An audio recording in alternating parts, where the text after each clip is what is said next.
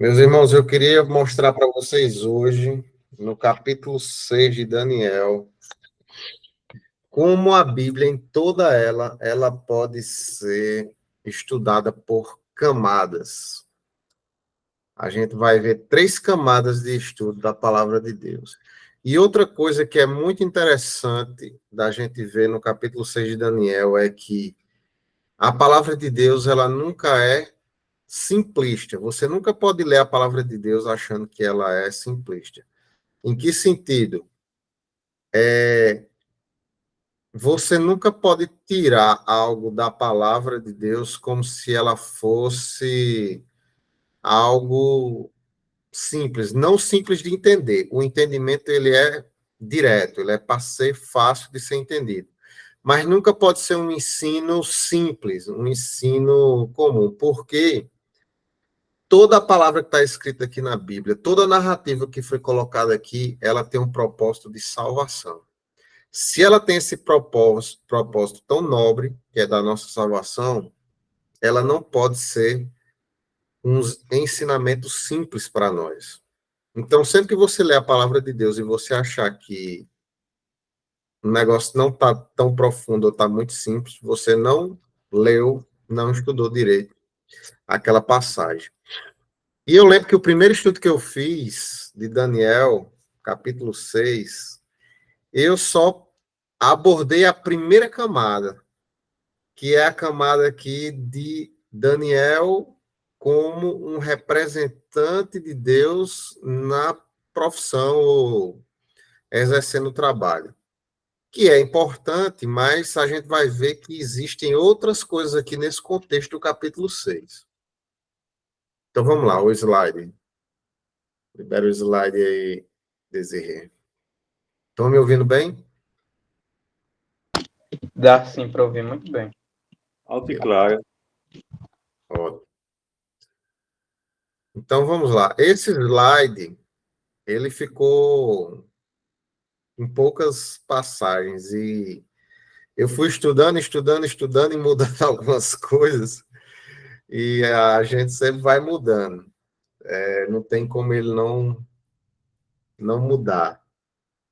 Mas eu vou precisar hoje que vocês peguem a Bíblia e a gente vai fazer a leitura aí do verso 1, que eu não coloquei, até o verso. A gente vai ler assim, do verso 1 até o verso 6 ou 7. Vamos dar uma lida primeiro nesses versos, para depois eu mostrar aqui os slides, tá certo? Até o verso 6 a gente vai fazer a leitura.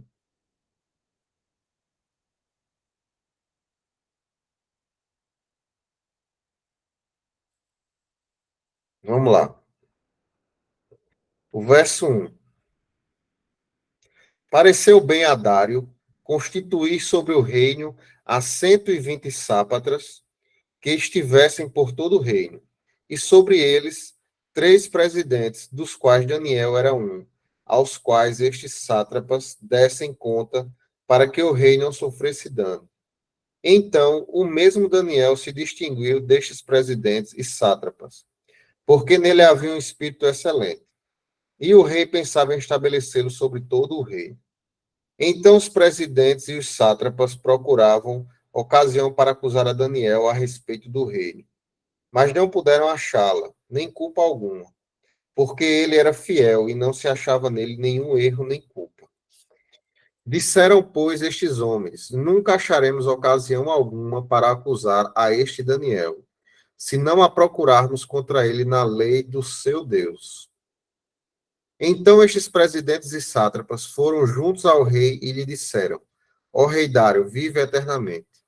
Todos os presidentes do reino, os prefeitos e sátrapas, conselheiros e governadores, concordaram em que o rei estabeleça um decreto e faça firme o interdito que todo homem que, por espaço de 30 dias, fizer petição a qualquer deus ou a qualquer homem, e não a ti, ó rei, seja lançado na cova dos leões. Pronto.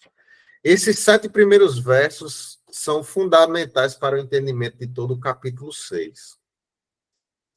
e são fundamentais para a nossa primeira parte, a nossa primeira camada do que a gente vai falar aqui do capítulo 6. A primeira camada, passa aí, Desirê, o slide.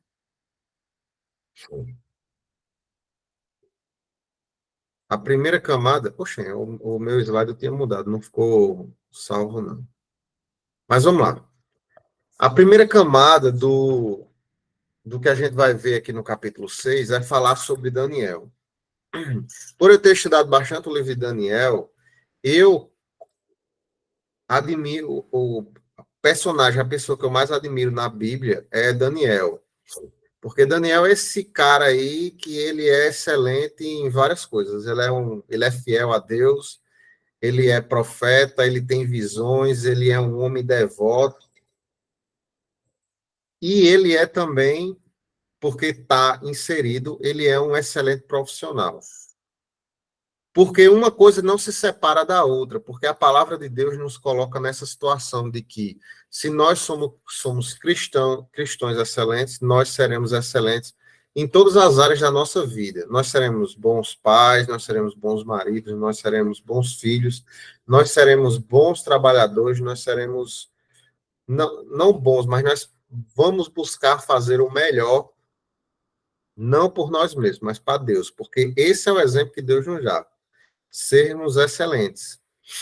E Daniel mostra sua excelência não só na sua vida espiritual, mas em todos os âmbitos da sua vida. E aqui a gente vai ver que Daniel era tão diferenciado que a primeira questão é: Daniel pertencia ao Império Babilônico, era um servo do Império Babilônico. E agora um novo reino se estabelece, e mesmo assim Daniel se destaca e é colocado como um dos presidentes. Se vocês estudarem a história comum, a história dos persas, era comum esse tipo de reinado, que muda dos babilônios. O reino babilônico ele é concentrado na figura do rei. Mas no Império Persa, que é Dário, é o Medo, mas é o reino Medo-Persa, com predomínio do reino persa, essa forma de administração ela era utilizada, que era dividir o reino em satrápias, que chamava. E satrápias é uma região, então era como se você dividisse por estados. Então, todo o Império Persa era dividido por estados, e nesses estados era colocado os sátrapas, e também era colocado, aí no caso ele colocou presidentes e alguns outros governadores. Então você poderia ser o governador da região, o sátrapa, você tinha o governador da cidade, e você tinha os presidentes, e todos esses prestavam contas ao rei. Então o rei ele meio que dividia os reinos e colocava pessoas de confiança para administrar esse reino. E Daniel foi colocado aí. Esse é um mistério, mas é muito interessante que Daniel, ele no início do reinado de Dário, e o reinado de Dário provavelmente só durou 1 ano, ou 2 ou 3 no máximo, então já no primeiro ano, ou seja, Daniel já inicia sendo uma figura importante na administração desse novo reino. E além disso, ele se distingue dos principais, né? Porque são 3 presidentes para organizar esse reino aí babilônico, que, apesar de chamar o reino nessa região de Babilônia, mas a Babilônia tinha várias cidades e várias localidades, não era só a cidade de Babilônia, era todo um território que era administrado. E Daniel se destaca entre esses 3 e ele se torna. E aí o rei Dário já pensava em colocar ele como o administrador de todo o reino. A gente vê a semelhança aqui com José do Egito. Como o povo de Deus se destaca nas suas coisas, porque é a sabedoria de Deus e as pessoas que têm comunhão com Deus buscam e também Deus dá essa capacidade de melhorarmos, de sermos destacados em relação à população em geral, né? As pessoas em geral. E aí o que é que ocorre? Daniel está fazendo tudo certo, ele se destaca, Deus também abençoa e faz com que Daniel prospere, mas esse prosperar humano faz com que haja uma inveja entre os outros administradores e os outros presidentes que não queriam ver Daniel como o principal, né? Porque o cristão também é uma figura que incomoda no mundo. Incomoda até em relação às questões profissionais. Em todas as áreas ele vai incomodar porque ele vai ser diferente. E diferente não no sentido ruim, mas diferente no sentido bom. Ser excelente naquilo que faz. Então a gente vê aí no verso 3, ó. O mesmo Daniel se destacou entre os demais presidentes e sátrapas porque nele havia um espírito excelente.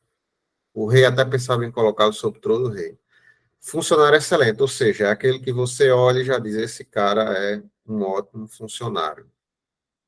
E aí o verso 4 é muito importante aí também, ó, que mostra que isso aqui do verso 4 não é nada novo. Na política a gente vê bastante isso. Qual é a arma política dos dias atuais? Encontrar os defeitos do opositor e colocar os defeitos dele para o conhecimento de toda a população. Foram isso que eles tentaram fazer, ou seja, essa estratégia já é milenar, né? E não conseguiram achar, porque Daniel era fiel e ele achava nele nenhum erro. Essa fidelidade, eu lembro bem, quando eu fiz o estudo na lição da Escola Sabatina, lá no início, em 2019, quando eu fiz, a fidelidade era ao rei.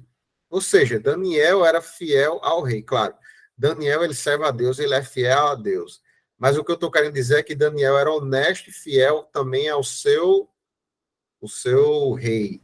Emprego. Ao emprego também, ele era uma pessoa excelente e fazia as coisas corretas. Até porque ele sabia que Deus conheceria tudo, né? E aí, as consequências disso, dessa inveja causada pela excelência que Daniel era e pelo destaque que Daniel se tornou, fez com que os homens bolassem um plano. E nesse plano, eles acharam uma forma de condenar Daniel, né? E mesmo apesar desse decreto que foi lançado, Daniel se mostra um homem de temor e confiança. Que no verso 11, que a gente vai ler essa mais na frente, que diz: Então aqueles homens foram juntos até a casa de Daniel e o encontraram orando e fazendo súplicas diante do seu Deus. Ou seja, Daniel não se escondeu como cristão, apesar de todo o perigo que ele corria. Então, Daniel se mostra temente a Deus e tendo confiança em Deus. Porque nos momentos de provação é que a gente vai saber como o cristão vai se comportar. Se ele vai se esconder no mundo ou se ele vai mostrar quem ele é para o mundo, não temendo aos homens, mas temendo antes a Deus. E no final lá a gente vai ver que Daniel é lançado na cova dos leões. Eu acredito que todos aqui já conhecem essa história. Daniel vai lá e é lançado na cova dos leões. E olha a mansidão de Daniel vendo tamanha injustiça. Quando eu leio esse capítulo, eu vejo como pode um homem tão injustiçado como ele foi ser tão calmo e não ter desespero, nem clamar pela vida, nem fazer nada. Ele simplesmente aceitou o que foi feito. Que tem lá no verso 16, né? Então o rei ordenou que trouxessem Daniel e o jogassem na cova dos leões. O rei disse a Daniel: O seu Deus, a quem você serve continuamente, que ele o livre.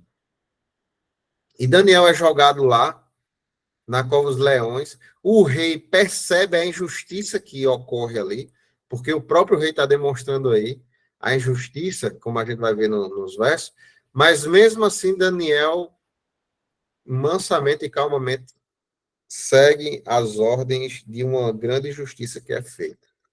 Pode passar, Desirê, o próximo slide. Então, aqui a gente já viu, né, todo esse contexto. E essa excelência, ela gera isso aqui, essa inveja. Pode passar o próximo. Que é no verso 4 até o verso 5. Mas tem algo muito importante aqui, que é, primeiro, no verso 4, não conseguiram encontrar esse pretexto, nem culpa alguma, porque ele era fiel e não se achava nele nenhum erro. Ou seja, O cristão como Daniel, ninguém nunca vai poder acusá-lo de estar fazendo algo errado. Ele sempre vai ser honesto porque ele era fiel ao rei. E aí eles têm uma ideia que essa ideia só pode ter surgido diretamente da cabeça de Satanás. Nunca acharemos um pretexto para acusar esse Daniel, a menos que procuremos algo relacionado com a lei do Deus que ele adora. Ou seja, qual é a única forma de você condenar um cristão que vive realmente o cristianismo? É colocar aquilo que ele crê contra uma lei imposta pelo Estado. Isso é muito importante para a gente entender a última camada que eu vou tratar mais na frente. Então, eu vou deixar essa parte do verso 5 mais para frente. Então, rapidamente, eu só queria mostrar essa primeira parte, que é Daniel. Tá certo, Karine? Deus abençoe. Eu queria só rapidamente mostrar essa primeira parte de Daniel. Engraçado que no outro estudo foi a parte que eu falei. A única parte que eu falei foi justamente essa de Daniel como um excelente profissional. Mas como eu preciso falar sobre duas outras partes, então eu vou ser breve nessa parte aí de Daniel, com a excelência de cristão. Mas é muito interessante para a gente perceber e tomar o exemplo de Daniel como essa pessoa excelente em todas as áreas da sua vida. E aí a gente vai pular já para a segunda camada, porque esse conflito que está acontecendo, eu não sei se vocês já estão percebendo, pode parar aí, Desir. Esse conflito que ele se forma por inveja. E primeiro ele se forma por questões de administração e homens. Quando você lê assim, na primeira camada, você entende até o que acontece. Só que muitas vezes eu ficava me questionando. É algo muito exagerado para ocorrer. A gente sabe que existe inveja, intriga, e essas coisas acontecem. Só que Paulo ele vai nos alertar de uma coisa, que essa é a segunda camada, que é a nossa luta não é contra a carne, nem o sangue, mas contra os principados e potestades. Então, todo esse conflito que se forma em torno de Daniel nessa história, ela não é simplesmente porque Daniel era um excelente administrador e seria colocado como administrador principal. Havia aí um grande conflito, e é interessante esse conflito revelado aí no capítulo 6, e é um conflito entre as forças do bem e do mal, em que há os personagens do bem, representados por Daniel, e os personagens do mal, representados por esses presidentes e sátrapas. É uma coisa interessante aqui também, porque não são todos os presidentes. São 120 sátrapas. Não eram os 120 sátrapas que estavam aqui, mas um grupo que se forma para derrubar Daniel. E como foi que eu vi essa segunda camada? Eu estudando esses dias, essa semana, eu não sei porque eu fui ler o capítulo 9, mas eu encontrei uma relação muito interessante com o capítulo 6, que vai mostrar os reais motivos entre o conflito entre o bem e o mal, que ocorre entre Daniel e esses governantes invejosos. Vamos lá no capítulo 9 da Bíblia? Antes da gente ler o capítulo 20, eu gostaria de ler o capítulo 1, ou o verso 1 do capítulo 9. Vamos pegar aí o capítulo 9, verso 1. Só uma coisa para vocês entenderem do livro de Daniel. Do capítulo 1 ao capítulo 6 é a narrativa, ou seja, são as histórias da vida de Daniel, contada do capítulo 1 ao capítulo 6. E essa história do capítulo 1 ao capítulo 6, ela é em ordem cronológica. Vai acontecendo na sequência dos eventos. Quando a gente for ver as profecias de Daniel, que é do capítulo 7 ao capítulo 12, vocês vão perceber que as profecias que Daniel coloca na sequência, elas não estão em ordem cronológica. Mas ele sempre vai dizer qual é o momento que ele recebe a profecia. Então, a gente sabe quando é aquela profecia recebida. E nem sempre ela está na ordem cronológica. Ou seja, a profecia do capítulo 7 pode ter sido depois de um evento em outra data do capítulo 8, do capítulo 9. E pode ser, misturado, não há uma sequência cronológica. E olha quando é que Daniel recebe a profecia do capítulo 9. Está lá no verso 1. Capítulo 9, verso 1 diz assim, ó. No primeiro ano de Dário, filho de Assuero, da linhagem dos Medos, o qual foi constituído rei sobre o reino dos caldeus. No primeiro ano do seu reinado, eu, Daniel, entendi os livros que o número de anos de quem falara o Senhor ao profeta Jeremias, que haviam de durar as assolações de Jerusalém, era de 70 anos. Ou seja, a profecia que Daniel recebe no capítulo 9, ela é no primeiro ano de Dário, ou seja, no capítulo 6. Os eventos do capítulo 9 ocorrem na mesma época do capítulo 6. E lembrem que eu disse que o governo de Dário durou 1 ano ou, no máximo, 3 anos. É porque não tem como precisar exatamente, mas foi de 1 a 3 anos. Então, provavelmente, Daniel estava recebendo essa profecia enquanto tudo isso acontecia na vida dele, com essa inveja e esse conflito aí dos administradores. E que profecia é essa que está no capítulo 9? Mas, primeiro, Daniel entende, nesse momento, que a profecia das 70 anos de Jeremias e de Isaías estava terminando e se cumprindo.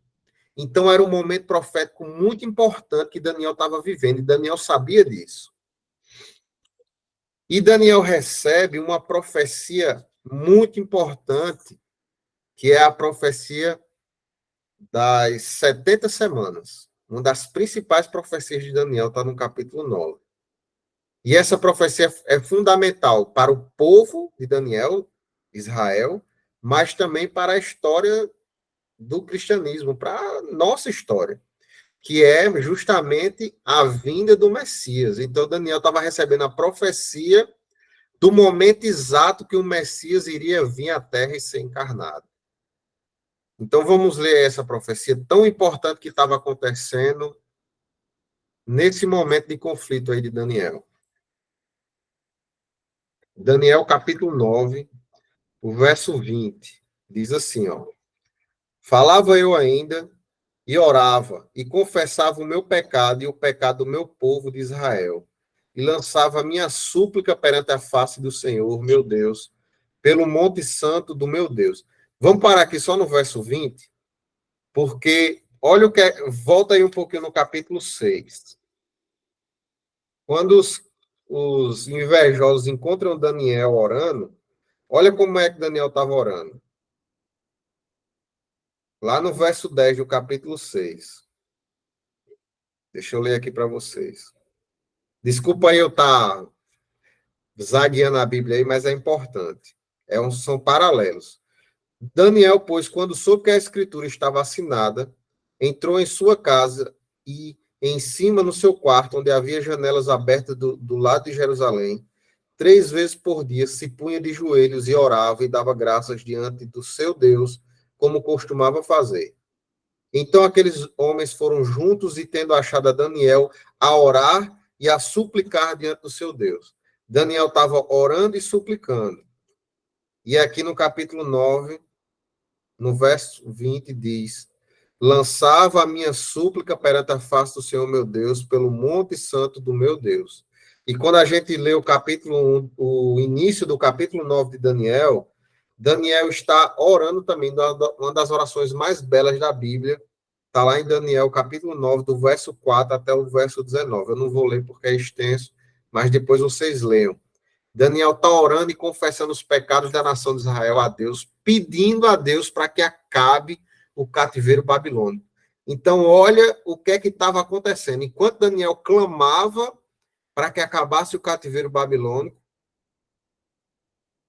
as potestades, usando homens, estavam tentando fazer com que Daniel fosse morto. Simplesmente isso. E também nesse momento que Daniel estava passando, Daniel estava recebendo uma das profecias mais importantes de todos os tempos, que era a profecia da vinda do Messias. Vamos continuar aqui o verso 21. Falava ainda na oração, quando o homem Gabriel, que eu tinha observado na minha visão ao princípio, veio rapidamente voando e me tocou a hora do sacrifício da tarde. Eu queria instruir-me. Falou comigo e disse: Daniel, agora sai para fazer-te entender o sentido. No princípio das tuas súplicas saiu a ordem, e eu vim para tu declarar, porque és muito, muito amado. Considera, pois, a coisa e entende a visão. 70 semanas estão determinadas sobre o teu povo e sobre a tua santa cidade, para fazer cessar a transgressão, para dar fim aos pecados, para expiar a iniquidade, para trazer a justiça eterna, para selar a visão e a profecia, e para ungir o santo dos santos. Sabe e entende, desde a saída da ordem para restaurar e para edificar Jerusalém, até ungido ao príncipe, 7 semanas e 62 semanas. As praças e as circunvalações se reedificarão, mas em tempos angustiosos. Eu não vou entrar em detalhes nas 70 semanas, porque a gente vai ver lá no capítulo 9, a gente vai ver em detalhes isso aí. Mas é só para vocês entenderem que esse momento que Daniel está vivendo é um momento de muito conflito, e é um conflito entre o bem e o mal, e é um conflito que ultrapassa a inveja e a maldade desses homens. Não era só isso que estava em jogo. E essas 70 semanas aqui, elas são muito importantes, porque esse evento ele vai ser fundamental na história para auxiliar os israelitas, os judeus que voltaram para Israel depois do cativeiro e começaram a construir, reconstruir Jerusalém. Porque a gente vai ver também em outra passagem que houve uma tentativa de não permitir que os judeus reconstruíssem Jerusalém. Só que a profecia das 70 semanas, elas só seriam cumpridas quando começassem a reconstrução de Jerusalém. Então, a reconstrução de Jerusalém, é um evento ligado à profecia das 70 semanas. Então, esse evento teria que acontecer para que a profecia se cumprisse. A profecia já estava determinada, né? Ela ia se cumprir. Mas Satanás, sabendo da profecia, o que é que Satanás tenta fazer sempre? Que a profecia não se cumpra. Moisés foi prometido que Moisés seria o libertador do povo de Israel. O que é que Satanás queria fazer? Matar Moisés. Então, todas as profecias que são lançadas, Satanás tem sempre um plano para tentar impedir que essas profecias ocorram. Nas 70 semanas é a mesma coisa. Satanás queria destruir Daniel para tentar evitar tanto o fim do cativeiro babilônico quanto o início da profecia das 70 semanas, que o que marca o início da profecia é o início da reconstrução de Jerusalém. Pode passar o próximo slide. Aí a gente vai ver aí no verso 5, no capítulo 5 de Esdras, isso que eu estou falando. E no capítulo 6 a gente vai ver também. Quando a primeira comissão dos judeus que saíram do cativeiro, e o cativeiro só foi autorizado porque esse evento de Daniel marcou a vida de Ciro, que era o rei da Pérsia, e a vida de Dário, obviamente, que era o rei Medo. Ou seja, a influência desse evento, ele foi muito forte com os reis persas que surgiram ao longo das eras. E o cativeiro só foi permitido porque esse evento milagroso, ele foi muito marcante, porque no final a gente vai ver que o rei Dário, ele lança um édito, né, um decreto informando sobre as maravilhas que foram feitas naquele evento de Daniel. E ao ver esse evento acontecendo, eles ficaram maravilhados e tudo foi facilitado para que o cativeiro babilônico se encerrasse, para que o povo pudesse voltar, para que eles pudessem reconstruir. Olha o que é que tem em Esdras capítulo 5. Esta foi a resposta que nos deram. Nós somos servos do Deus dos céus e da terra e estamos reconstruindo o templo que há muitos anos tinha sido construído, o qual o grande rei de Israel construiu e terminou. Mas, depois que os nossos pais provocaram o Deus dos céus a ira, ele os entregou na mão de Nabucodonosor, rei da Babilônia, o caldeu. o qual destruiu este templo e transportou o povo para a Babilônia. Porém, Ciro, rei da Babilônia, no primeiro ano do seu reinado, deu ordem para que esta casa de Deus fosse reconstruída. Olha o que é que ele está dizendo aí. Ciro, que viveu no mesmo tempo de Dário, porque nesse tempo era Dário na Média e Ciro na Pérsia, eles viviam no mesmo reino. No final do capítulo 6, vai mostrar que Daniel prosperou no reinado de Dário e no reinado de Ciro Persa, ou seja, esses reinos eram paralelos. Significa que a ordem de Ciro para reconstruir a casa de Deus, ou seja, Jerusalém, foi na época do evento de Daniel, capítulo 6, na Cova dos Leões. Olha como esse evento é importante para a história do povo e para a história da palavra de Deus aí ao longo do tempo. Sem essa ordem de Ciro para a reconstrução, eles não iam conseguir iniciar a reconstrução e a profecia não ia iniciar as suas 70 semanas. Porque as 70 semanas iniciam justamente nesse momento da reconstrução. E eles estão dando essa resposta aos opositores, mais uma vez. Satanás levanta homens para não permitir que as coisas aconteçam, assim como a palavra de Deus, e o evento já tem acontecido lá atrás, porque Satanás também não conseguiu evitar a morte e a destruição de Daniel. Então é impressionante as conexões entre as profecias e o evento do capítulo 6. Pode passar, Desejo. E aí a gente vai chegar aqui numa terceira camada. Antes da terceira camada, eu só queria saber se vocês conseguiram compreender aí esse conflito que ocorre entre o bem e o mal, entre Daniel como a parte de Deus e esses homens invejosos da parte dos Satanás, do inimigo. Satanás do inimigo, isso. Deu para ficar tudo claro aí ou ficou alguma dúvida? Por enquanto eu entendi. Então, tranquilo aí, né? Podemos passar para a terceira camada. Então, vamos lá. A terceira parte, que é a terceira camada, é a parte mais importante para nós hoje. Quando eu falei sobre o capítulo 3 de Daniel, que é os amigos livrados na fornalha ardente, eu falei que aquele evento da fornalha era um evento paralelo ao que a gente vai viver na perseguição no tempo do fim. Lembram disso? Quem esteve aí no estudo 3, se não lembrar, vai no YouTube, vai lá no canal do Desirê e assiste a aula do terceiro capítulo para ver que eu fiz uma correlação entre o que aconteceu no capítulo 3, é um paralelo que vai acontecer na perseguição do tempo do fim. O livro de Daniel, ele tem sempre isso. São paralelos entre o que aconteceu e o que irá acontecer no tempo do fim. E João, no livro de Apocalipse, ele faz isso, várias referências a isso. E não é diferente aqui no capítulo 6 de Daniel. Por quê? Eu não coloquei eu esqueci de botar, mas vamos voltar lá no verso 5. Porque ele é fundamental para o entendimento. A gente viu lá no começo, mas vamos reler o verso 5. O que é que acontece?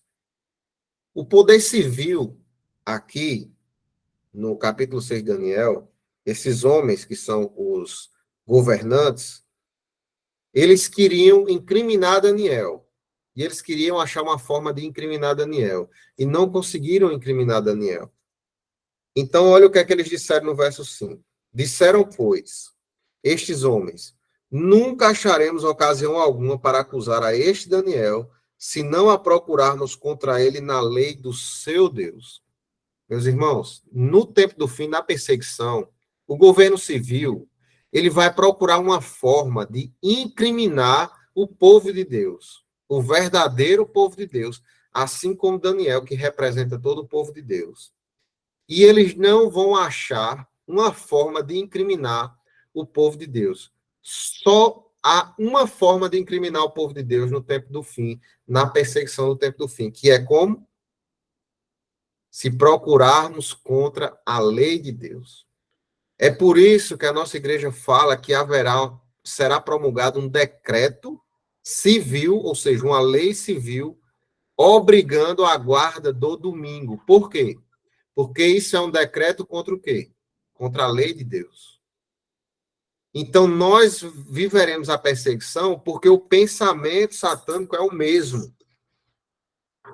A perseguição, ela se dá porque nunca vão achar contra os cristãos algo para eles serem acusados no tempo do fim.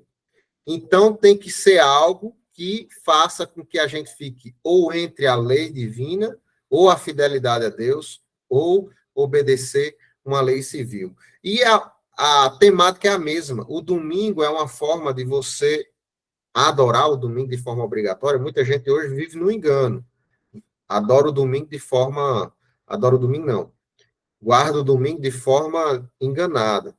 Mas no tempo do fim vai ficar muito claro. E a guarda do domingo vai deixar claro que é uma adoração ao quê? Aos homens. Porque o decreto de Dário era para quê? Para a adoração do rei Dário.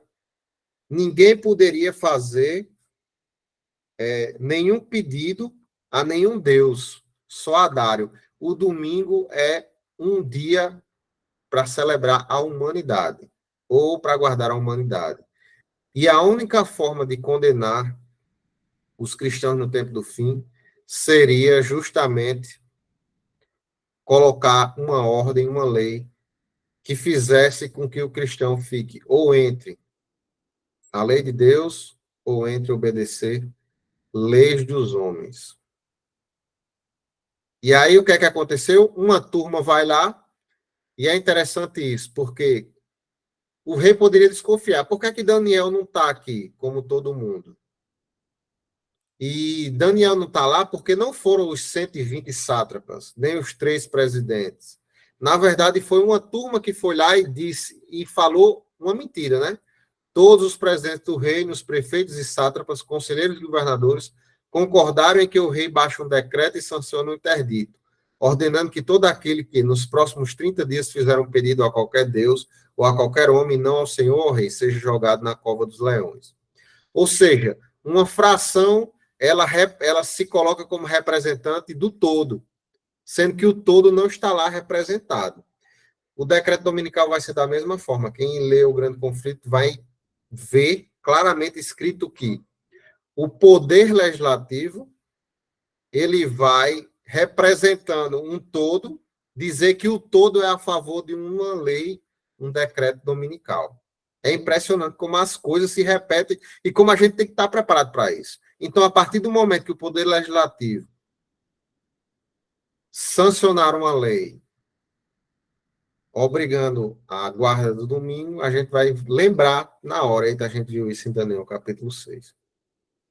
E a história vai se repetir. E o rei é enganado porque o rei pensa, não, eu acho que Daniel também era um dos que aceitaram essa questão, quando, na verdade, depois o rei descobre que ele foi enganado por uma parte desses e não do todo. Pode passar, Desirê. E aí, Daniel, como a gente já viu aqui, essa coragem de Daniel não é só também a coragem dele, mas ele entendeu, no momento que o decreto foi sancionado, ele entendeu o que é estava acontecendo. Porque Daniel estava vivendo o quê? A revelação profética dos acontecimentos. Então, Daniel estava ciente do conflito entre o bem e o mal que ele estava vivendo.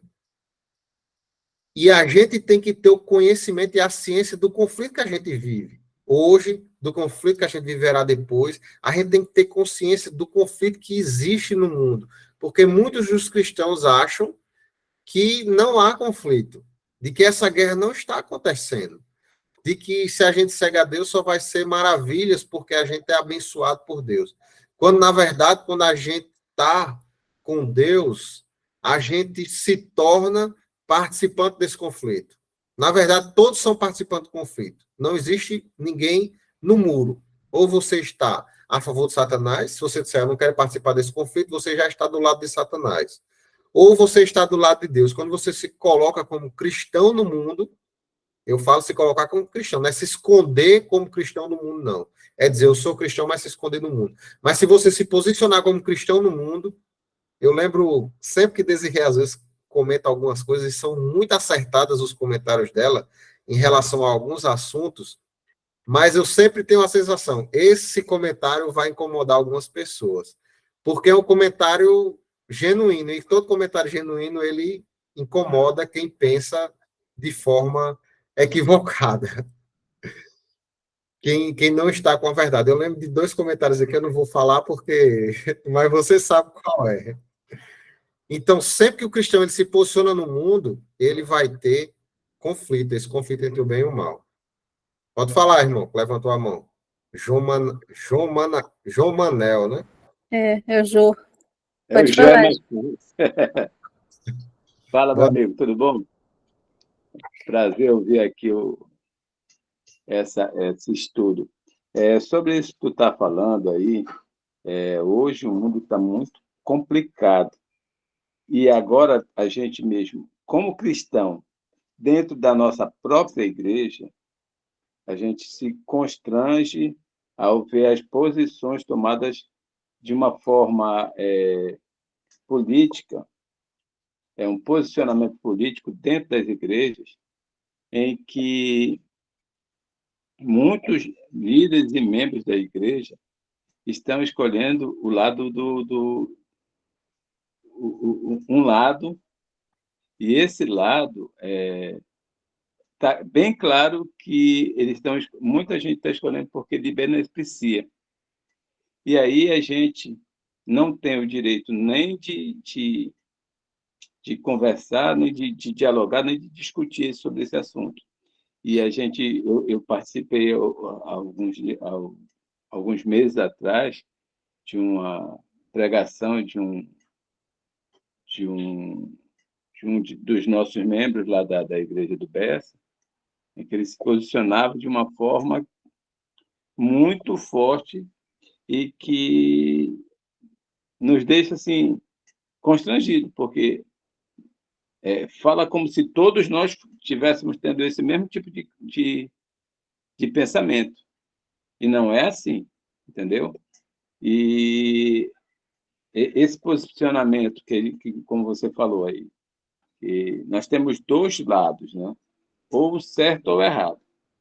Eu estou vendo a nossa igreja muito na dúvida, não sabe que lado escolher e está ficando calada. Era isso que eu queria comentar com vocês. Era justamente sobre isso que eu estou falando. E assim, a gente vive o mundo, ou vive a igreja. E hoje a igreja está muito inserida no mundo. Mas a gente tem que entender que isso é plano de Satanás, e a gente tem que... É nossa responsabilidade entendermos o conflito que a gente está vivendo. A gente não pode estar pensando que alguns temas e alguns assuntos, eles não estão relacionados a esse tema do grande conflito, mas, na verdade, eles estão relacionados.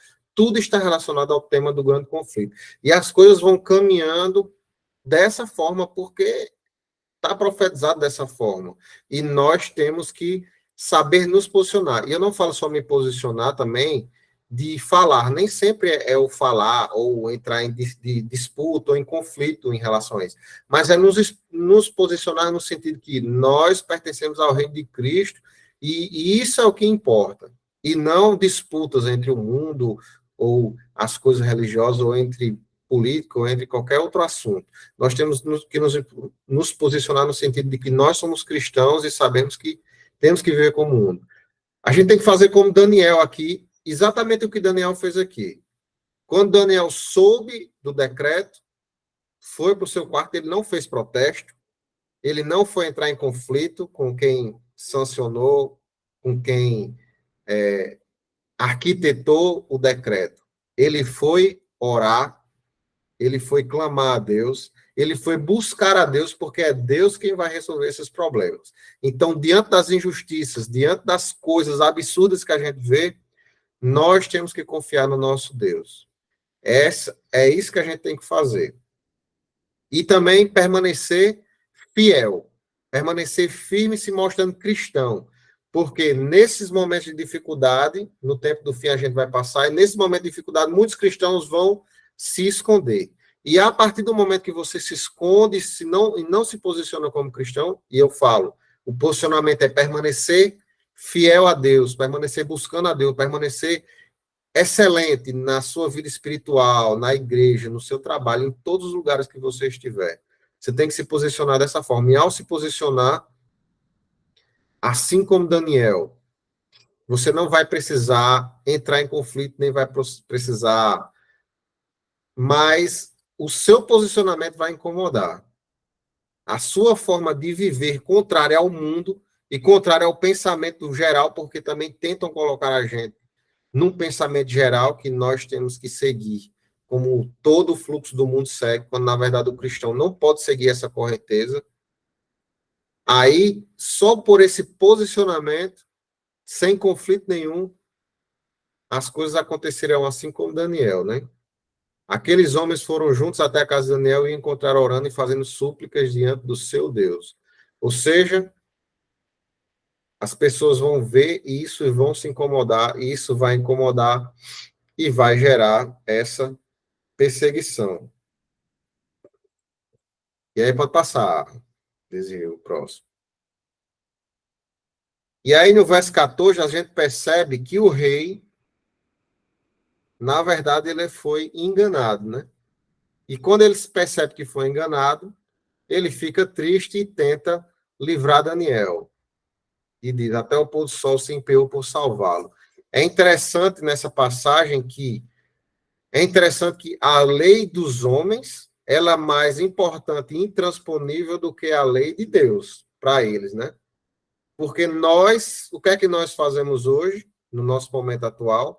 Nós queremos desvirtuar a lei de Deus, mudar a lei de Deus, contextualizar a lei de Deus, alterar a lei de Deus, porque nós vivemos numa sociedade diferente. Só que nós não abrimos mãos das nossas leis humanas. As leis humanas não são alteradas, mas a lei de Deus tem que se adaptar à nossa vida pecadora hoje. Só que a lei de Deus é igual e não muda, nem no tempo de Daniel, nem no nosso tempo. Mas a gente vê os homens aí, mesmo percebendo o erro, o rei, ele não consegue mudar a sua própria lei, mesmo sendo rei. E aí acontece, né? No verso 16. Então o rei ordenou que trouxesse Daniel e jogasse na cova dos leões. E o rei disse a Daniel, o seu Deus a quem você serve continuamente, que ele o livre. Pode passar o próximo slide. E aí a gente vai chegar no final de todo esse acontecimento, que é o mais importante de tudo isso. Então a gente viu 3 camadas. Nós vemos Daniel, um homem excelente, um cristão que se destaca, em todas as suas áreas, em todas as atuações da sua vida. Eu me lembro aqui da Maris, representante aí dos desbravadores, eu acho que ela saiu, mas ela estava aí, que é o que a gente busca como desbravador, né? Aprender desde adolescente a ser excelente. Isso é um baita de uma dica para os jovens, para saberem começar a sua vida já assim, em todas as áreas da sua vida você será um grande profissional. O exemplo de Daniel. O segundo é que esse conflito ele não se coloca só como uma questão entre Daniel e os governantes, mas ela se coloca como um conflito entre o bem e o mal, em que Daniel representa a parte de Deus e os governantes representam as hostes satânicas. O rei Dário, aí eu pergunto, quem era que o rei Dário estava? A quem ele se via? Mesmo de forma indireta, para a gente ver como não há meio termo. O rei Dário nem queria fazer, mas ele se coloca do lado de Satanás, serve Satanás pelo quê? Pela ignorância, pelo não conhecimento, pela falta de saber o que estava acontecendo. Então, o cristão que nesse tempo do fim ele não souber o que está acontecendo, se ele não perceber os cumprimentos proféticos, como o irmão falou, se ele estiver se posicionando do lado errado da história, ele vai ser igual a Dário. Mesmo inocente vai estar servindo a Satanás. Inocente que eu digo, mesmo sem ter a intenção, ele vai estar servindo a Satanás, porque ele vai estar cometendo um erro ou fazendo as coisas que é intuito do inimigo e não do povo de Deus. Então, é importante esse nosso conhecimento acerca do tempo do fim, acerca do grande conflito. Mas tudo isso acontece para a honra e para a glória de Deus, como a gente vai ver aqui do verso 25 até o 28. E como eu falei, esse evento é fundamental para a profecia das 70 semanas, para a reconstrução do templo, para tudo que se segue, porque tudo isso só é possível porque Daniel, aconteceu esse milagre na vida de Daniel, e Daniel escapou da cova dos leões, e o rei Dário ficou maravilhado com esse milagre, e esse milagre, ele não se viu só para Daniel, mas ele se viu para todo Israel e para todos os eventos do povo de Deus aí, nesse período. Pode falar, irmão. Levantou a mão aí. Pode falar.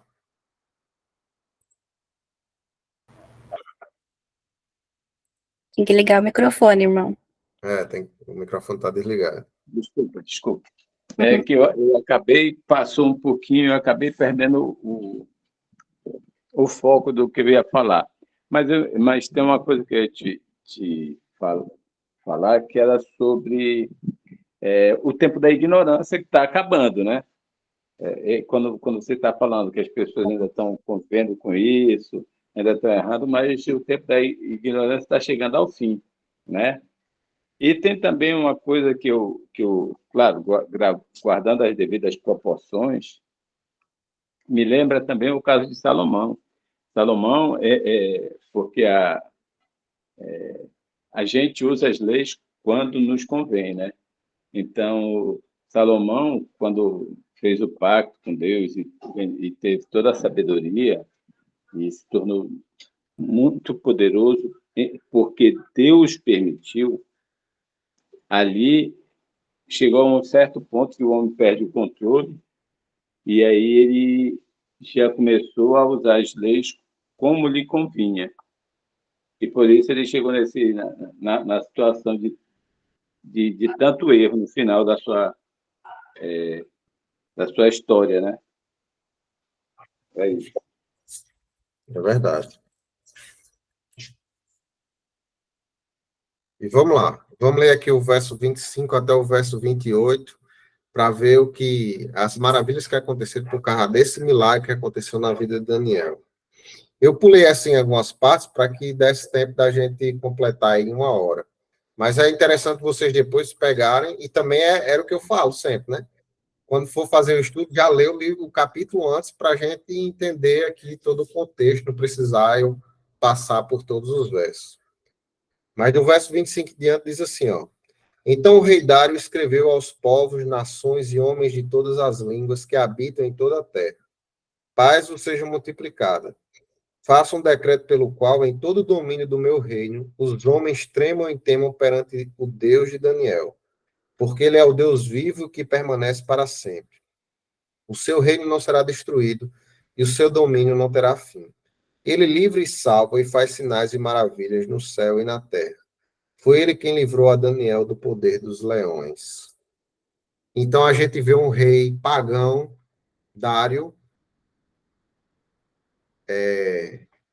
reconhecendo o Deus de Israel. Isso é muito bonito. A gente viu Nabucodonosor no capítulo 4 fazendo isso, e agora a gente vê o rei Dário, e como esse testemunho foi poderoso de Daniel, nesses reis, Dário e Ciro, e como os decretos, que são imutáveis dos persas, foi importante para o cumprimento profético de Deus lá nas 70 semanas. Eu recomendo a leitura também de Esdras, capítulo 6, que vai falar justamente desse momento, que é o que a gente viu o capítulo 5, mas o capítulo 6, ele vai trazer o momento da reconstrução do templo, autorizado e financiado pelo reino persa.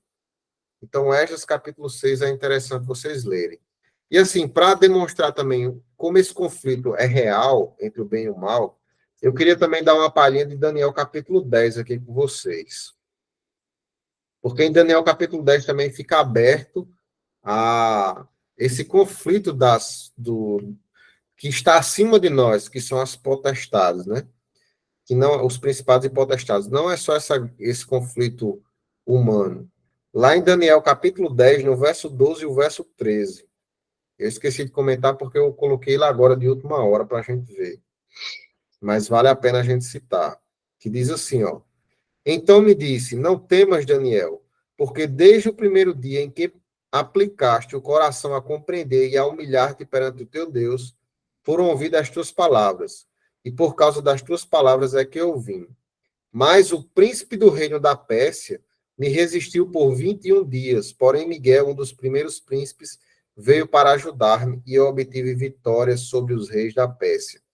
Essa guerra, esse conflito aqui, é Gabriel e Miguel que estão lutando contra os príncipes da Pérsia. Essa guerra não é humana, essa guerra aqui é celestial. É os anjos caídos contra os anjos de Deus e o próprio Miguel, que eu vou explicar também lá no capítulo 10.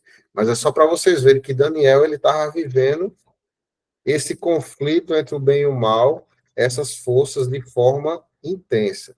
E ele viveu aqui, que poderia custar até a sua vida. Mas Deus tinha um plano para o seu servo, e esse plano mostra também, ó, no verso 28, o último para a gente ler.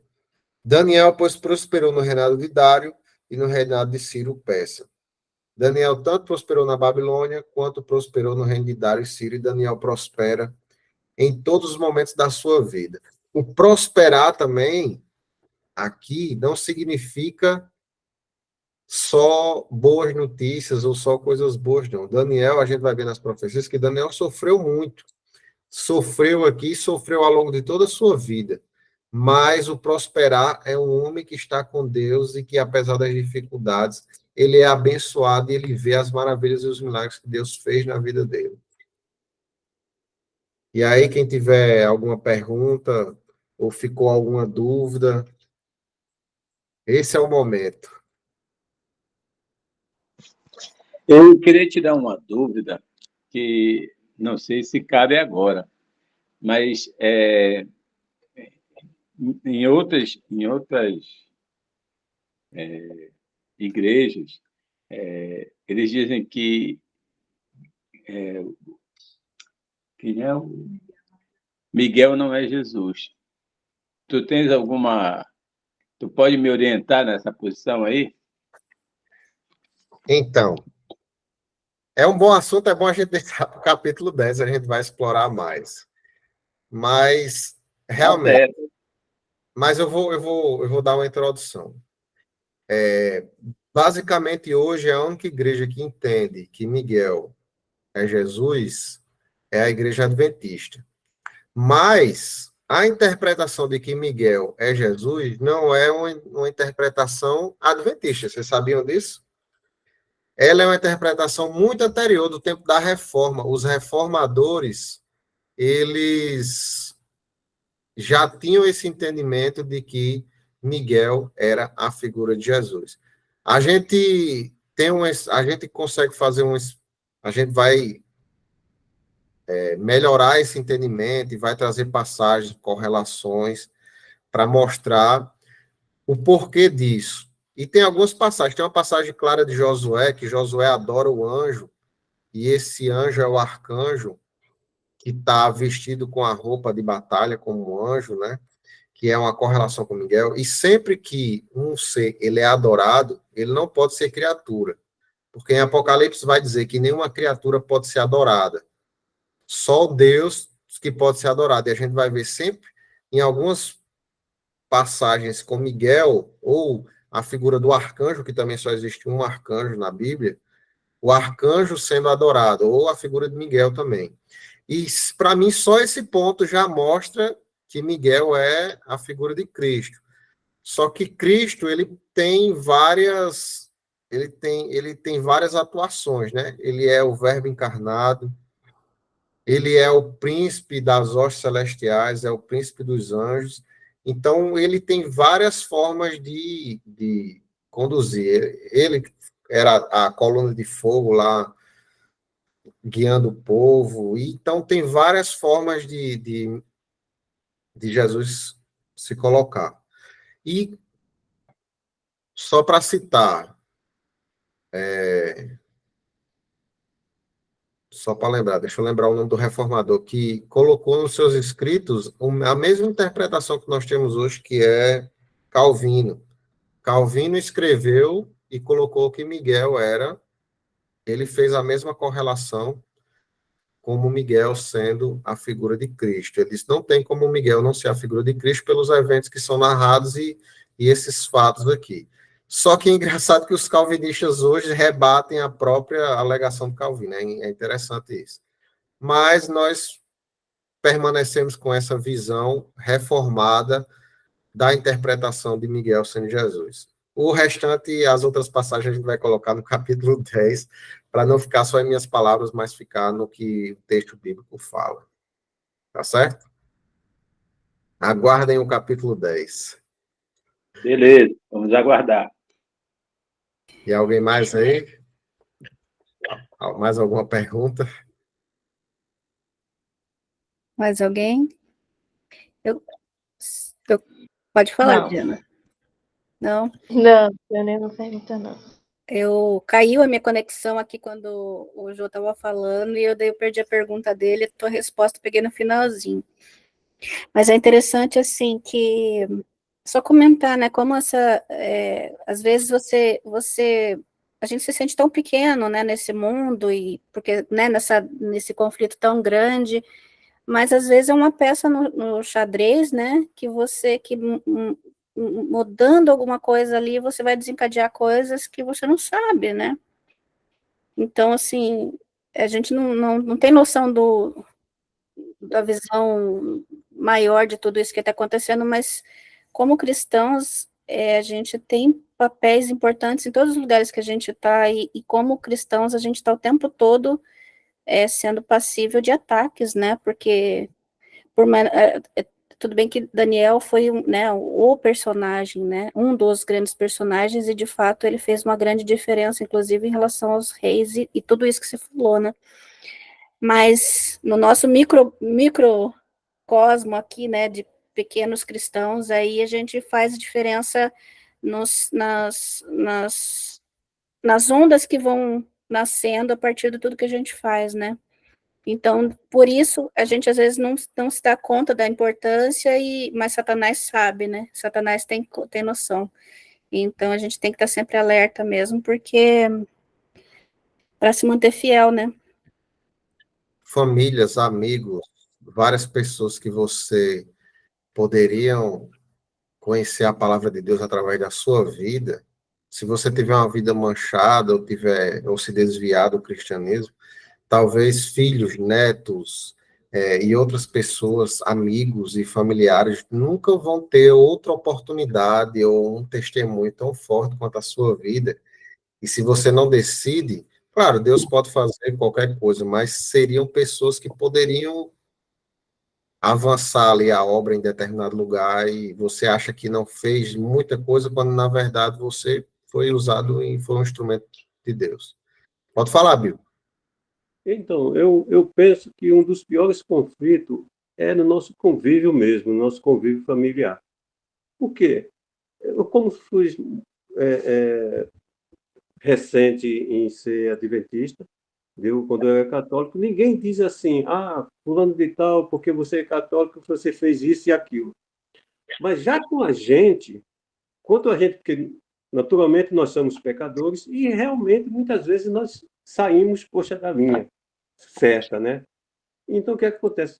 A pessoa diz assim, mas você não é evangélico, por que fez isso? Você é evangélico, por que aconteceu isso? Quer dizer, já existem coisas que a gente, poxa, fica assim, pressionado no próprio convívio, entendeu? Assim, familiares, colegas, entendeu? Mas se você é evangélico, por que tu fizesse isso? Entende?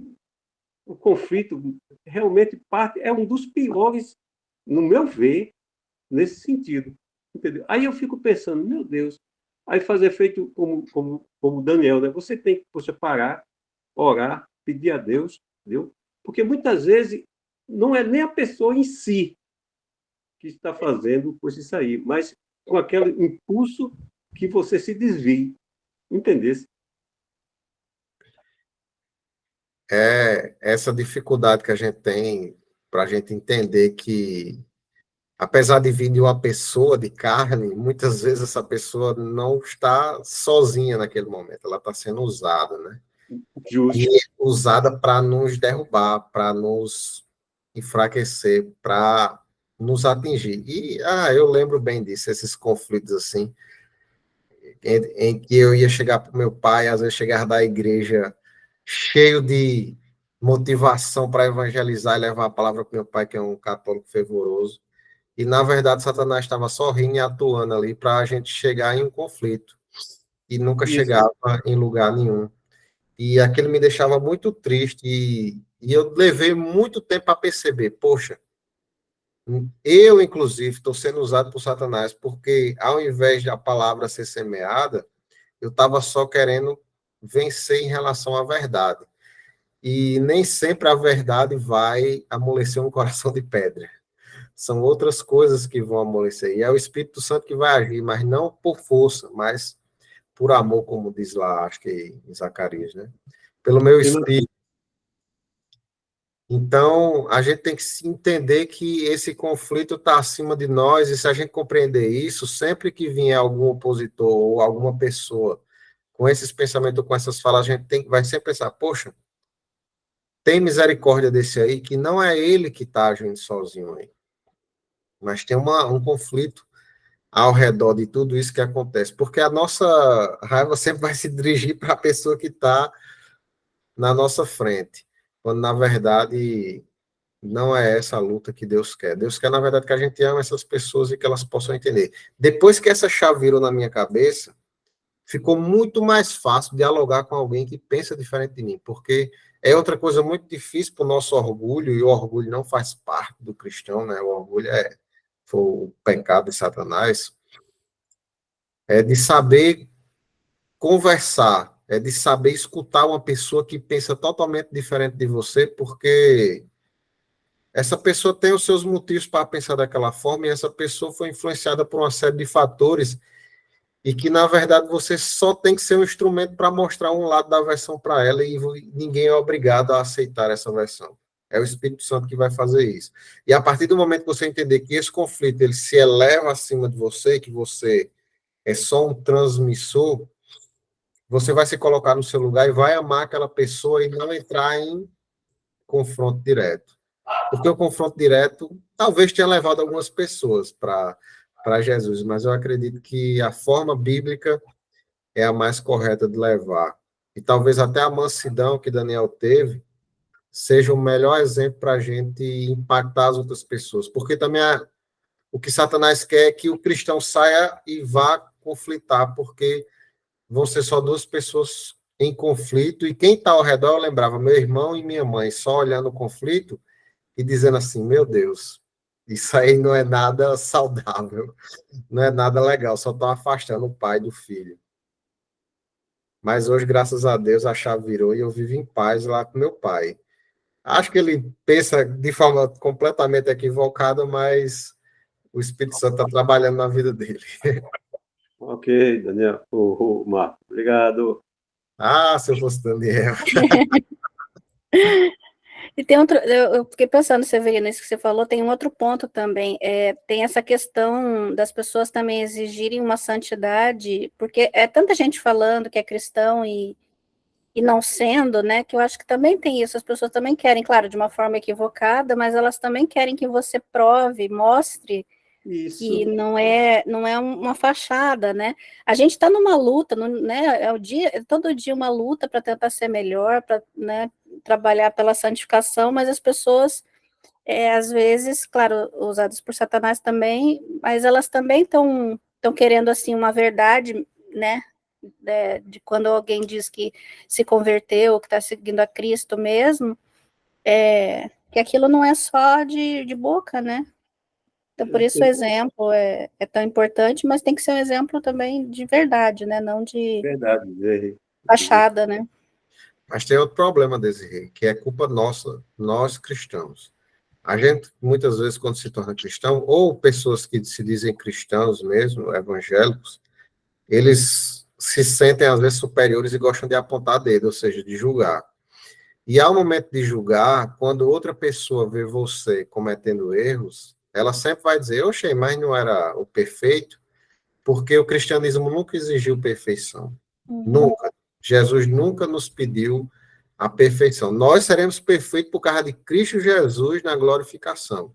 Mas a perfeição aqui na Terra nunca será pessoas perfeitas. É outro tema que é complexo, mas assim, nós nunca vamos nos tornar perfeitos aqui na Terra porque vamos ser pecadores. Mas não é uma perfeição, mas sim pessoas que, ao invés de apontar o dedo, vai amar a pessoa, independente dela ser pecadora ou não. Isso é que é mais marcante do que aí a culpa nossa de apontar o dedo e julgar muitas vezes. Eu já vi, já fiz também, acontece isso de nós às vezes nos sentirmos santos sem sermos, na verdade, né? Aliás, somos santos porque somos separados para Cristo, mas não santidade no sentido humano de perfeição, perfeitos, né? Pode falar, irmão. Oi, boa noite. Acontece que, como a gente está na igreja tentando. Te apresento. Oi, sou a Amy, esposa do Jô. É que a Oi. gente acontece quando a gente está na igreja tentando melhorar, a gente acaba fazendo coisas diferentes, indo naquela contramão, né, que a gente sempre fala, a contramão do mundo. Por exemplo, quando entrei na igreja, eu passei um tempão sem comer carne. Aí você está no meio da família, e você vai para um churrasco, e aí você não está fazendo o que todo mundo está fazendo. Então, isso já gera uma curiosidade. E aí as pessoas estão ali. Eu não tinha como me afastar disso, porque minha família, a maioria bebia, então você estava ali no meio de gente bebendo, rindo, dançando, e você não está fazendo. Então, é por isso que quando eles veem algo que eles, nas regras deles, não seria o certo, aí eles já, mas aí já de logo, mas é crente, tá fazendo isso, porque a gente costuma sempre tá indo na contramão do que todo mundo tá fazendo, por isso que a gente é tão atacado, né? Porque não tá indo igual todo mundo. É verdade, irmão. Assim como o Daniel incomoda, né? O agir corretamente incomoda. É inevitável. Vai incomodar quem vive no pecado. Mas, olha, eu tenho também, assim, o meu pensamento, né? Estou me tornando cristão todos os dias. É uma luta diária, né? Tem até acho que é uma passagem de Calvino que fala que nós temos que morrer todo dia nas águas, porque é tanto pecado que a gente morre e tem que ressuscitar todos os dias também para começar tudo de novo. A luta é forte.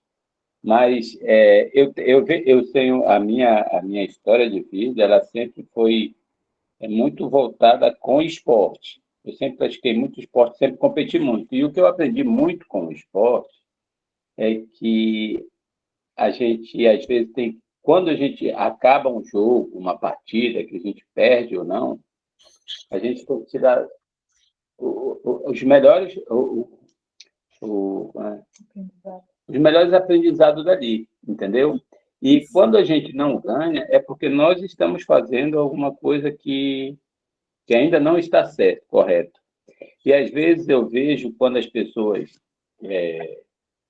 nos questionam, por que você está fazendo isso errado ou não? Eu acho que às vezes a gente tem que parar um pouquinho para pensar, dizer assim, eu realmente estou fazendo isso errado mesmo. Então, a gente tem que aproveitar que alguém está falando para a gente, que a gente, mesmo que seja um posicionamento de questionador só porque é cristão, porque é evangélico, mas que isso sirva também de lição. Bom, se alguém está falando isso para a gente, será que a gente não está também errando a ponto de deixar de ser cristão o suficiente? É mais ou menos o que eu penso, entendeu? Eu acho que a gente tem que tirar proveito de cada lição todo dia, que alguém chega para você e diz assim, olha, mas você está errando. Você é evangélico, mas está fazendo a coisa errada. Aí tu tem que parar um pouquinho para pensar, mas será que ele não tem razão também? E a partir daí a gente tirar proveito e melhorar como cristão? Mas, irmão, o problema não é nesse sentido. O problema é o seguinte: você quer ser cristão e está errando. É uma crítica, não é no sentido que você falou, entendesse? É como se você dissesse assim, poxa, é um cristão de meia tigela, não é? Entendeu? Quer dizer, viu? É tentando só desmoralizar espiritualmente você, entendesse? Severino, eu ouvi foi assim, muito rapidamente, mas me tocou muito a fala de uma pastora, inclusive nem tem nada a ver com a nossa igreja, mas ela falou uma coisa interessante assim, quando a gente começa a ser cristão e buscando, né, fugir do pecado e fazer tudo direitinho, às vezes a gente chega num ponto que a gente fica com uma impressão, justamente isso que o Marco falou, de que a gente está fazendo muito certo e a gente está santo, né, ou está indo bem. E ela falou assim, olha, se a gente tiver o costume de nos humilharmos diante de Deus, todos os dias, a gente não tem nada que uma outra pessoa possa falar sobre você que você já não saiba que você é muito pior do que aquilo que ela está falando. Então, assim, eu estou falando que eu estou passando por isso mesmo, sabe? Então, assim, eu estava indo, né, enfim, estava numa sensação espiritual nesse ponto, e aí, de repente, meio que escorreguei, e daí eu fiquei nessa situação assim, eu falei, é de verdade mesmo, né? Se a gente, quando a gente conseguir olhar mesmo para a nossa profundidade, a gente vai entrar em coro junto com a pessoa, falando, não, mas é verdade, você não tem noção. Você está falando, mas eu sou muito pior do que o que você está dizendo, né? Eu só sou melhor em Cristo. Então, assim, isso acaba com o nosso orgulho também, né? Isso que o Marco falou do orgulho, assim, porque de fato é tão fácil a gente se achar melhor do que os outros, porque a gente está fazendo essa luta todo dia, e é muito fácil mesmo escorregar, né? Com certeza. Fechou aí com chave de ouro, realmente. Eu até já estudei isso no livro, que é Vida Centrada no Evangelho. Quanto mais perto quanto mais você se aproxima de Deus, mais você vê como Deus é santo, perfeito e grande. E como você é pecador, pequeno e que carece de Deus. Então, era um gráfico que quanto mais você está perto da cruz, mais a cruz é grande para você. Quanto mais longe você está da cruz, mais a cruz diminui. Não que a cruz diminui, mas que você está tendo a visão errada. Ou seja, quanto mais orgulhoso, quanto mais soberbo, quanto mais você acha que é tal, mais longe você está da cruz e mais longe você está do verdadeiro cristianismo. Então, que a gente possa ser realmente assim, sabedor de que nós somos servos de um Deus que é santo, perfeito, poderoso e cheio de amor e que quer nos salvar e que faz de tudo para nos salvar. Já fez e faz de tudo para nos salvar todos os dias. Vamos orar? Amém, amém. Oremos. Nosso maravilhoso Deus, mais uma vez, Senhor, quero aqui te agradecer pela oportunidade de estudarmos, Senhor, a Tua Palavra. Como é bom, Senhor, abrir a Tua Palavra e ficarmos felizes e regozijados por termos aprendido da Tua Santa Escritura. Obrigado, Senhor, por ter deixado esse livro de Daniel com tantas lições, e lições, Senhor, para o tempo do fim. Nos prepara, Senhor, prepara os nossos corações para sermos servos verdadeiros Teus, para que a gente possa estar consciente do conflito que nós vivemos hoje, que esse conflito dura desde que Satanás caiu, Senhor. E ele está cada vez mais irado, porque ele sabe que o seu tempo está acabando. Nos prepara para a perseguição, Senhor. Nos prepara para esses momentos difíceis que enfrentaremos. Está cada vez mais difícil, mas que o Senhor possa, com o seu Santo Espírito, nos capacitar, nos salvar. Nos abençoa, Senhor, em nome de Jesus. Nós te pedimos e te oramos. Amém. Amém. Amém. Semana que vem começa a profecia de verdade. Tá. Vai complicar Beleza. tudo, mas é uma maravilha. Tá bom. Obrigadão, viu, Marco? Boa noite, gente. Obrigada por vocês terem vindo. É, Deus Boa abençoe. noite. Boa noite. Tchau, Adriana.